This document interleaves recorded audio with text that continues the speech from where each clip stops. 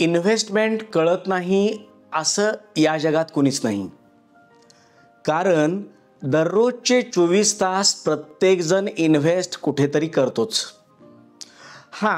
Investment कुठे करायची हा एक प्रश्न आहेच. नमस्कार, मी Ashok Ramrao Deshpande Midas touch international प्रीस्कूलच्या माध्यमातून तुमच्याशी संवाद साधतोय आणि मी तुम्हाला इन्व्हेस्टमेंट वेगळ्या पद्धतीची सांगणार आहे. जरा लक्ष देऊन ऐका. प्रत्येकाला कळतं की शेअर मार्केटमध्ये इन्व्हेस्टमेंट करावी, दुसऱ्यांच्या कंपनीत इन्व्हेस्ट करायची, कारण मग तो मोठा होईल, मग आपण पण मोठे होऊ. काही जण सोन्यामध्ये इन्व्हेस्ट करतात. जागतिक बाजारात सोन्याच्या किमती वाढतील, मग आपली इन्व्हेस्टमेंट वाढेल. सध्या चांदीचं खूप जबरदस्त चालू आहे. चांदीमध्ये इन्व्हेस्टमेंट करूया. चांदी पहिले अक्षरशः 25,000 रुपये किलो होती, आता ती 1,25,000 झाली आहे. आपण चांदीच इन्व्हेस्टमेंट करूया. जागतिक बाजार वाढला तर चांदी वाढेल. काही जण जमिनीत इन्व्हेस्टमेंट करतात. माफ करा, या सगळ्या इन्व्हेस्टमेंट योग्य आहेत, पण त्याहीपेक्षा एक मोठी इन्व्हेस्टमेंट मला तुम्हाला सांगायची आहे, जी जगातली सर्वश्रेष्ठ इन्व्हेस्टमेंट आहे, आणि ती आहे तुमच्या लेकरावर केलेली इन्व्हेस्टमेंट.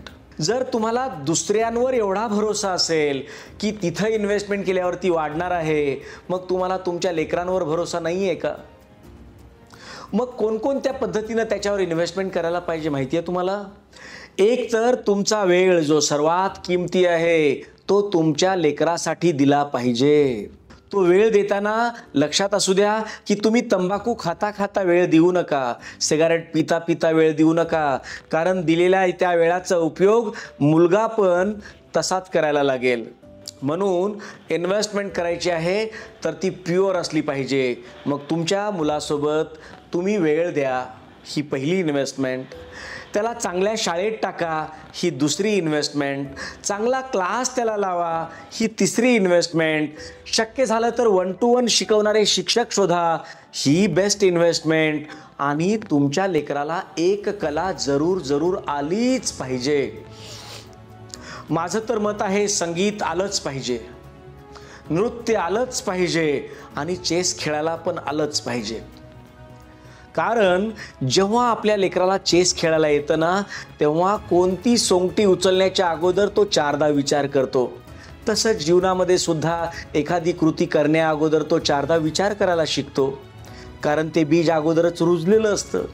म्हणून या लहान वयामध्ये लेकरांच्या मनामध्ये कोणते विचार रुजवायचे आहेत, कोणती इन्व्हेस्टमेंट करायची आहेत. तुलसीदासजी म्हणतात ना, हे संपूर्ण शरीर एक शेती आहे आणि मन शेतकरी आहे. तर या मनाच्या माध्यमातून तुमच्या लेकराच्या शेतीमध्ये कोणते बीज उगवायचे आहेत, जे चुकीचे उगवाल ना त्याची पण फळं भोगावीच लागतील.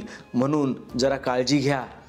योग्य बीज आपल्या लेकरांमध्ये निश्चितच पेरलं गेलं पाहिजे, कारण मातीमध्ये पेरलं गेलेलं बीज आणि डोक्यामध्ये पेरला गेलेला विचार दोघेही वाढत असतात, आणि हे दोघेही असे वाढतात की मग त्याची फळं पण आपल्यालाच मिळतात. नमस्कार.